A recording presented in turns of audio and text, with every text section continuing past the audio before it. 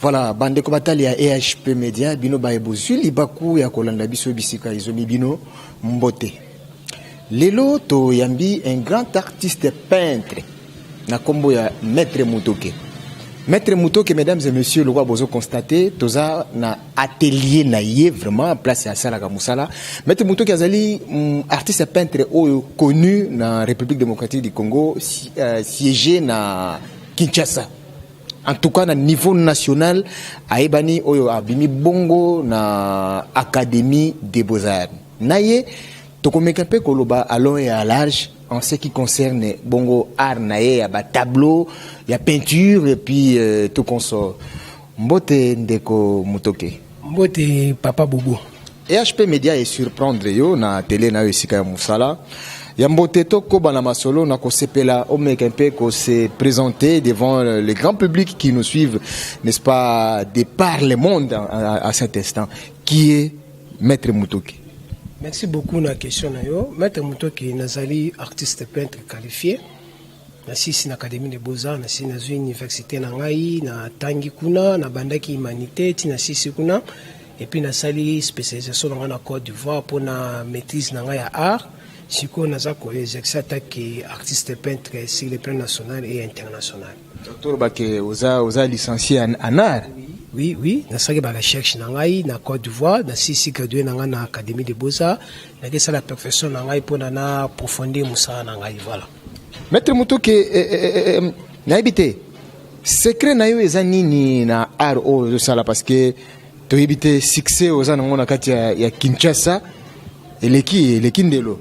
Donc, occupé pour expliquer à grand public secret à Maître Mutoke ezanini pour comment à niveau.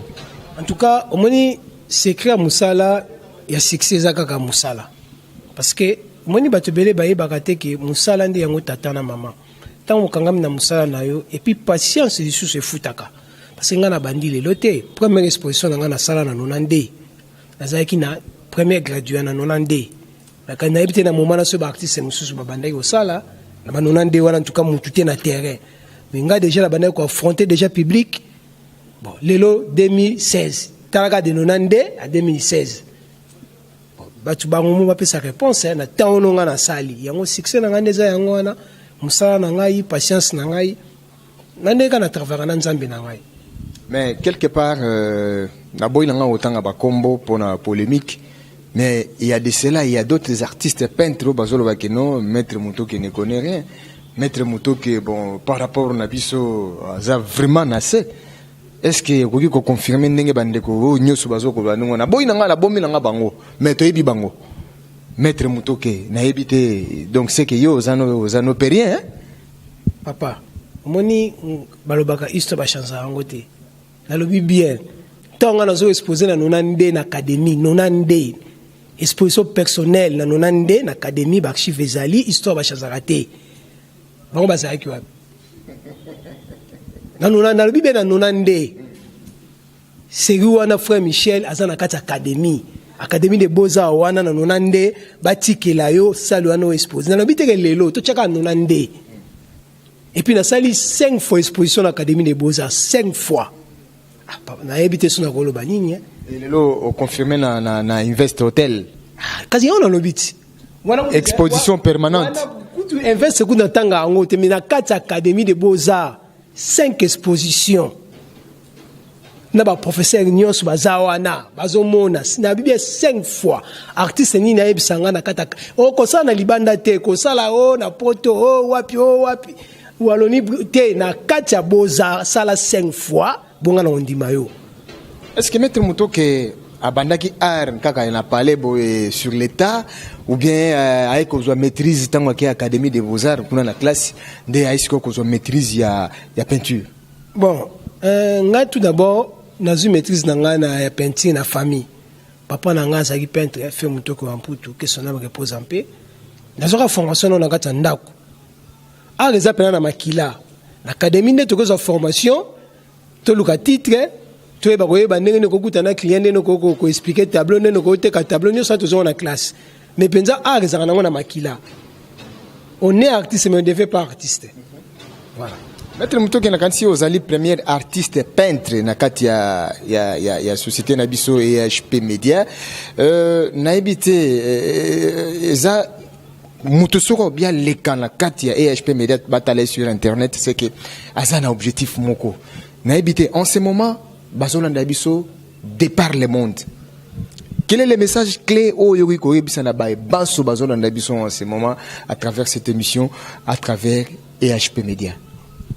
Message clé zakaka musala ya aga musama wa pasi na minute oyo mutu nda sala boulot lakisa nde musala nga penza na ngalo ba penza mingi tipeza genre na ngai te mais musala nde histoire ba changer ngo pété mutu mo pa aussi se balé azana été mais tout mutu na kwena ye a travailler ne tout l'accender musala tout tombola bendeka apo eza musala moko difficile ba o na oloba ba artiste bazo comprendre ngai et senga concentration et senga makambe belé et senga projet nga benga ngo bilanga café travailler nde tout ça nde musala muna mutu na kwena ye asala ba recherche na ye tout tombola nde musala voilà.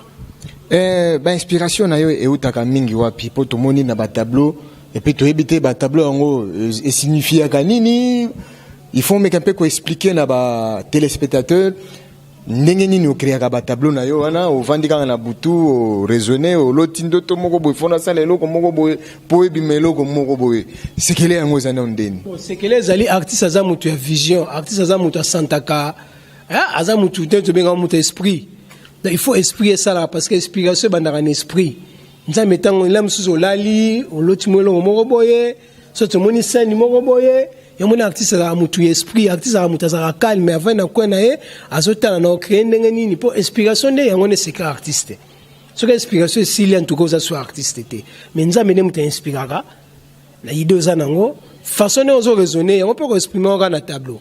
Il y a deux messieurs, on a l'ingaka mingi bazo na biso depuis l'Europe, précisément na Londres puis moi en France, il s'agit bien de Papa Mombasa. Na ben avec tonton Mombasa, na tonton Lema. Balinga peu ba tableau trop. Mais quand on peut expliciter na baï baso bazo na biso l'importance il y a tableau dans une maison. Pour pas tout le monde a tableau. Mais on ne pas voir maman beaucoup tableau nami. Mais on n'arrive pas à comprendre. Mais comment ce monsieur peut exposer les tableaux comme c'est Van Ganamir? Importance dans les années. Tonton les Mazolanda Bisso, tonton Mombasa Zolanda Bisso na Strasbourg. Moni, l'art était langage. La kanti, au Canada, le biwana, on ne sait comprendre. On ne cultiver comprendre. Art est un message. Art est menant Bisso au-delà. Art est allé embellissement. Art est allé vie. Ils ont vie mobimba. Parce que muto alinga art na été sur azanani pour biso ne suna vite ba artiste ça les savoir olinga otamo la voiture bien olingo la ta bien onganda ko zala bien mais ça art pour comment que olinga art c'est ko za mutu te art eza vie na biso mobimba voilà importance à tableau ka tanda ko c'est ça la vie l'importance ya tableau na kati ya ndaku ça représente la vie eza vie mobimba ya wana. Ben na habité tableau bon ngai nazwa nga chance ya kozwa moi tableau pe na tchenga na habité batuming babanga ko approcher ba bien tableau ça coûte trop cher ba tableau ngo bo tchaka ngo na boni je ne fais pas la publicité mais c'est pour faire comprendre aux téléspectateurs n'est-ce pas la valeur intrinsèque n'est-ce pas il y a tableau. Bon, au moni l'œuvre d'art n'a pas de prix. Nabi batumi babanga ko approcher nga kinga na teka cher. Ki cher wana ezali valeur nanga eza personnalité nanga. Mais soko pusani na yo na bout l'esprit. Okoni pour jouer tableau. Nabi bien que zo bomba mo ba vérité mo parce que à travers cette émission okozo bapel bakobenga yo kokozala pe na bato mususu baza bakozana na posa que non tokozwa tableau ndenge nini est-ce que ko ambalele biso tableau o cha soit na Western Union o cha soit na agence moko boy et na poto quand bien bon naibité mais quand un peu ko pesa toko zwa contact na ondenge nini ozana email ozana numéro de phone tout ça sur les alliés comme ça on peut balancer rapidement pour que et permettre na ba bon so bazona na biso ba meka un peu ko zwa numéro à mettre mutoke numéro ya contact na ngezali 089 attention plus 243 parce que nous sommes suivis en Europe. Merci beaucoup. Aux États-Unis, en Asie voilà. Et en Afrique. Plus 243. Hein? 0 89. Hein? Tout le monde dit 0. Hein? 89 631 90 33. Ma bandeli. 89 plus 243. 89 631 90 33. 9, pardon, je m'excuse. 9, 94, 64, 92, 85. 9, 94, 64, 92, 85. Soki obengi na numéro on en tout cas facilement aux mettre mon toke pona ba e banso bozola na biso à travers cette émission soki o moni que no tableau o mettre mon toke Georges a sali et c'est Pelcio n'empêche obengi ka numéro on a yemo ko ba ndenge nini akoki ko sala voilà to comme vraiment na suka masolo na biso mettre mon toke un monde de la fin par rapport à cette émission auto clôturée en beauté. Bon un mot de la fin ezali que ba tu vas soutenir art malgré ça musala moko très difficile nako saote za musala moko nga benga ngo lève de l'esprit bilanga café singa ka temps singa patience donc ba tu vas soutenir kaka œuvre yo on nzambe atinda ke to sala yango wana to le musu de ko pesate voilà. Merci bien maître Motoki. Merci. Tout est bien qui finit bien, messieurs et dames. Bino Batobozo qui dit bakwa ko du début. Siko tokomi siko à la fin de cette émission que vous aimez bien. Alors si vous l'avez aimé, dites merci au professionnalisme de Edo Amani production aux Ali Bongo DG à EHP Media. To posante mama jeune coordinatrice na niveau international o azoko tala bisop na ndenge papa Nzambe atala kabana na se ya mabele. To posani pété kopé sambote na coordonnateur o azali Bongo azoko simba masolo na niveau national soit na Kinshasa. Il s'agit bien de monsieur Doudou Kiambeli to PCP bambote ena mama na ena mwasi na ena mama bana na disons na ndaku na bana nyonso. Voilà Ngindu gloire Ngindu yini mutasala ke mwa bonzengo bozomona yini mutasala ke ndenge tozana mettre mutoke awa tobima bien donc to pesier susu ba merci à toi. Donc aussi cette émission te sans que na PCP ba oyanga bazaka na habitude ya kolanda nga chaque jour sur EHP Media. Il s'agit bien de évangéliste et présenteur des milléniums, bien entendu. Il s'agit bien de David Lokanga. À zone d'habitude, on s'est net moment, n'est-ce pas, à travers cette émission. Kuna na Londres, si que soit mis na église, na pessimino bambo théâtre, tous la ka soutien. Yomoko Ibikaga, l'évangéliste et présenteur des milléniums, David Lokanga. Joël Koudinga, nga ben ako prêtre. Ata ozuki pe ngate. Mais naibike na motema na yo naza tonton Mombasa tonton Lema bambote ya trop bisoba na bino tozali to lela bino fort et na bino bae banso oyo bozwa kaliba ko ya kolanda biso à travers cette émission ngale la bino fort na lela bino fort soko bengi ngai oyipsinga bike no tanga pe kombo nanga ti nakotanga l'orgueil c'est rien et ça nango lo moté donc ba opeto otanga ba l'équipe binoté pour bino bato bolanda pe biso to kotanga ka bino pekaka. Merci en tout cas, merci Nanyos en tout cas ndenge émission eleki nakanisi ceux qui bozana na besoin mettre mutoke à travers ces numéros au tikopesa akopesa bino de plus amples détails. D'ici là, portez-vous bien.